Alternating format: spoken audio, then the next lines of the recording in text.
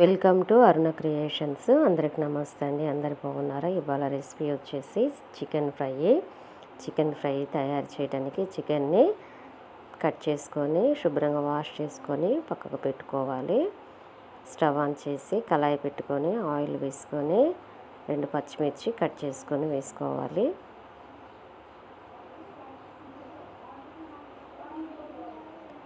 Cut చేసుకున్న onions కూడా వేసుకొని కలుపుకోవాలి. 1 టీ స్పూన్ పసుపు వేసుకోవాలి. అన్నీ కలిసేలా మళ్ళొకసారి కలుపుకోవాలి.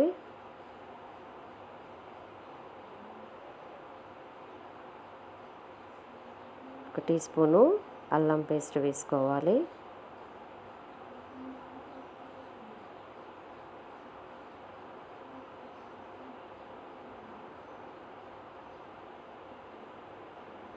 ఒక 2 నిమిషాలు ఈ విధంగా బ్రౌన్ కలర్ వచ్చిందాకా ఆనియన్స్ని ఉంచుకొని పక్కకు పెట్టుకున్న చికెన్ ముక్కల్ని వేసుకొని కలుపుకోవాలి.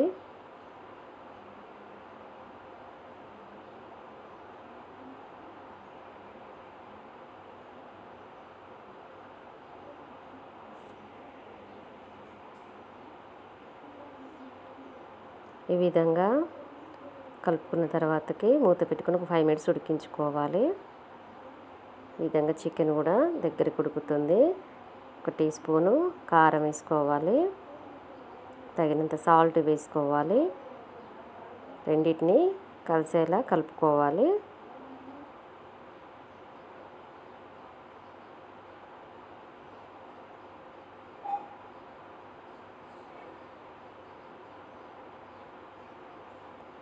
ధనియాల పౌడర్ వేసుకోవాలి.